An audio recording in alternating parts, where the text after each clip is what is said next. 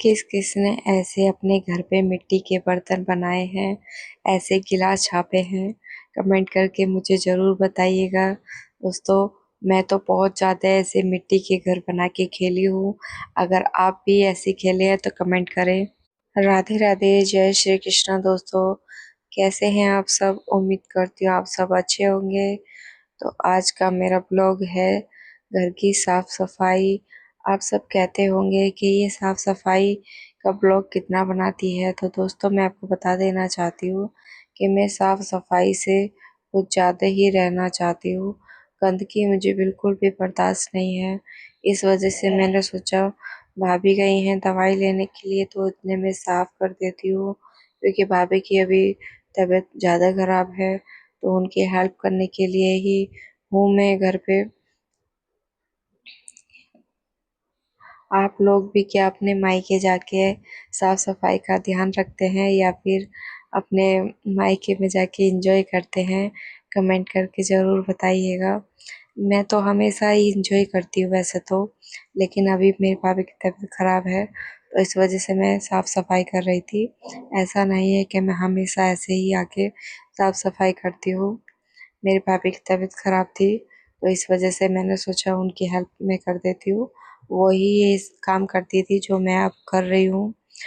और घर बना था तो उस वजह से उनके थोड़े पेट में दिक्कत आ गई थी, क्योंकि भैया को थोड़ा हेल्प कराई थी। वो ईंट वगैरह ढोए थे, सीमेंट वगैरह ऊपर पहुंचाने में, तो पेट में थोड़ा इन्फेक्शन हो गया था, उसकी वजह से उनकी तबीयत खराब थी। और मम्मी ने भी बहुत मेहनत किया था भैया ने, क्योंकि अपने हाथों से ये घर बनाया है। तो दोस्तों, ये इतना इतना प्यारा चादर लगता है ना मेरे को, ये मन करता है मैं ही लेके चली जाऊं, लेकिन इसका तकिए का सेट नहीं है। इस वजह से नहीं लेके गई, नहीं तो अब तक मैं ले जाती भाभी से, क्योंकि भाभी के पास कोई चीज़ होती है ननद ले तो भाभी मना भी नहीं करती है। जो भी मुझे अच्छा लगता है तो मैं अपनी भाभी से मांग लेती हूँ और मेरी भाभी दे भी देती हैं, ऐसा नहीं है। तो गाइस, बस इतना ही था। ये मैंने यहाँ पे कपड़े पूरे फैले हुए थे, जो गंदे कपड़े थे वो मैंने निकाल कर रख दिए धोने के लिए। आधे से ज़्यादा कपड़े तो कल मैंने धो दिए थे। और उसके बाद में फिर लक्ष्य आ गया, मम्मी ये गुब्बारा फुला दो। गुब्बारे इतने टाइट थे कि क्या कहना। जिम्मेदारियां लोगों के पास इतनी होती है कि वो अपने ऊपर भी ध्यान नहीं दे पाता है। वैसे ही सेम मेरे साथ भी हुआ है। अपने घर की जिम्मेदारियों में मैं इतना ढल गई हूँ कि अपनी सेहत पे भी ध्यान नहीं दे पाती हूँ। कब मेरी तबीयत खराब हो जाती है मुझे पता भी नहीं चल पाता है। जब ज़्यादा मेरी तबीयत डाउन हो जाती है तब मुझे लगता है हाँ, मेरी तबीयत खराब हो रही है। तो घर बार के चक्कर में इतना लेडीज हो जाती है कि अपने ऊपर ध्यान नहीं दे पाती है, लेकिन फिर भी लोग उसको इतना सुनाते हैं, ताना मारते हैं कि इसने आज तक किया ही क्या है। इसलिए मेरी बहनों, अपने लिए कुछ ऐसा करो। मैं ये नहीं कहती हूँ कि आप वीडियो बनाओ, बहुत लोगों के घर पे वीडियो बनाना मना है, फिर कैमरे के मतलब कैमरा फेस करना मना है। तो मैं ये नहीं कहती हूँ कि आप हर कोई अपने घर से लड़के झगड़ के वीडियो बनाओ। अगर आपके घर से परमिशन है, आपके हस्बैंड आपके साथ हैं, तो आप कैमरा फेस कर सकती हैं। कोशिश कीजिए। कोई पेट से सीख के नहीं आता है कोई भी काम। तो मैंने भी जब लाइकी और टिकटॉक चलता था तब मैं मतलब शुरुआत की थी बनाना लाइकी से। टिकटॉक के बारे में मुझे बिल्कुल भी नहीं मालूम था। तो उस समय लक्ष्य के पापा से मेरी मुलाकात हुई थी, तो ये मेरे से कहते थे कि तुम भी वीडियो बनाया करो, तुम्हारी लिप सिंक अच्छी है, तुम अच्छे से कर पाओगी। मुझे अपने ऊपर भरोसा नहीं था, लेकिन लक्ष्य के पापा पहले से ही मेरे साथ थे, मुझे मोटिवेट करते थे। तब फिर मैं धीरे धीरे वीडियो बनाने लगी लाइकी पे, फिर टिकटॉक पे भी शुरू किया। फिर उसके बाद में टिकटॉक पे मेरी वीडियो वायरल होने लगी, मेरी 4 वीडियो वायरल हुई थी। उसके बाद उसके 1 महीने बाद में लॉकडाउन लग गया। आपको तो पता ही होगा, लॉकडाउन में टिकटॉक बैन हो गया था। फिर कुछ कुछ दिनों बाद लाइकी भी बंद हो गया था। फिर मैंने सारा कुछ छोड़ छाड़ के अपने ड्यूटी पे ध्यान दिया था। लेकिन जब मैं वीडियो बनाती थी उस समय भी तो यहाँ पे सब मेरे मायके में मेरी मम्मी मेरी हेल्प करती थी। मेरी मम्मी कैमरा लेके खड़ी होती थी, तब मैं वीडियो बनाया करती थी। पहले तो हमारा घर इतना कच्चा था, मतलब आगे का जो आंगन होता है, गांव में तो आंगन बोलते हैं, तो आंगन होता था, तो गांव में तो सबका आंगन खुला हुआ रहता है, एक दूसरे के आंगन दिखता है कि कौन क्या कर रहा है अपने आंगन में। तो इस वजह से हमारा भी पहले घर खुला हुआ था, सबका बन गया था, पर हमारा ही नहीं बन पाया था क्योंकि हम थोड़े अपने गरीब से कुछ ज़्यादा ही परेशानी में थे। इस वजह से तो मेरी मम्मी मेरा कैमरामैन बन के खड़ी होती थी। और लोग बाग यही कहते थे, इसकी नौटंकी तो हमेशा चलती रहती है, जब देखो जब वीडियो बनाती रहती है। सब लोग ऐसे ही ताना मारते थे और आज भी लोग ऐसे ही समझते हैं। उन लोगों को ये दिखाना है कि मैं ऐसे ही वीडियो नहीं बनाती हूँ। अब उन लोगों को कौन समझाए, समझाने बैठेगा, ऐसे लोगों को समझाने का कोई फायदा भी नहीं है, सफाई देने का कोई फायदा है ही नहीं। सही बात तो ये है। तो गाइज, आपको दुनिया के बारे में नहीं सोचना है। पहले मैं सोचती थी, मैं पहले मुस्कुराने में भी अपने आप को सोचती थी कि जो मेरे स्माइल है किसी को पसंद आएगी नहीं आएगी। पहले मैं बहुत दूसरों के बारे में सोचती थी, हर एक चीज़ दूसरों के बारे में सोचती थी कि वो मेरे बारे में क्या सोचेगा, क्या कहेगा। लेकिन अब मैं धीरे धीरे दुनिया को देखने लगी हूँ। शादी के बाद मैंने बहुत कुछ अपनी लाइफ में देखा है, झेला है और महसूस किया है कि दुनिया मुझे खाने के लिए नहीं देगी, या दुनिया मेरे साथ नहीं खड़ी होगी। जिसको मेरे ऊपर भरोसा है, मुझे उसके लिए जीना है, अपने बच्चों के लिए कुछ करना है, अपने लिए कुछ करना है। अब सबसे मेन बात होती है, शादी के बाद औरत को अपने लिए कुछ करना होता है, क्योंकि एक ना एक दिन हमारे जो पति होते हैं वो भी हमको सुना ही देते हैं कि तुमने आज तक जिंदगी में किया ही किया है। तो अगर आपके घर से परमिशन है, अगर आपको भी ऐसा लगता है कि आपकी लाइफ में ऐसा कुछ होने वाला है, या आपको कोई मतलब समझता नहीं है, तो आपको भी जिसमें आपका टैलेंट है, जो आपका सपना है, अगर वो उसमें आपकी रुचि है, तो आप पीछे मत हटिए। आप उसमें रुचि रखिए और धीरे धीरे उसकी प्रैक्टिस करिए। तो मैं भी अपनी स्ट्रगल में इतना, अपनी लाइफ में इतना स्ट्रगल की हूँ, इतना स्ट्रगल की हूँ कि मैं ही जानती हूँ।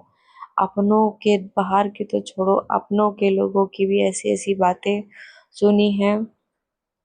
आप लोगों को बताऊंगी तो आप भी कहोगे कि हाँ, हमारे घर भी ऐसे। देखो, महिला के घर में तो सभी के में, अधिकांश गांव में तो देखा गया है, बहुत कम परिवार ऐसे होते हैं जिनके घर से सपोर्ट मिलता है। लेकिन मुझे ना मेरे ससुराल से सपोर्ट मिला था, ना पीहर से, इस चीज में। इसमें सिर्फ इस काम में सिर्फ और सिर्फ मेरे हस्बैंड ने साथ दिया है। उन्होंने ही मेरे को इस चीज के लिए मोटिवेट किया है, इसलिए मैं आज यहाँ तक हूँ। आज मेरा चैलेंज का 11वां दिन है और ये मेरे लिए बहुत बड़ी बात है।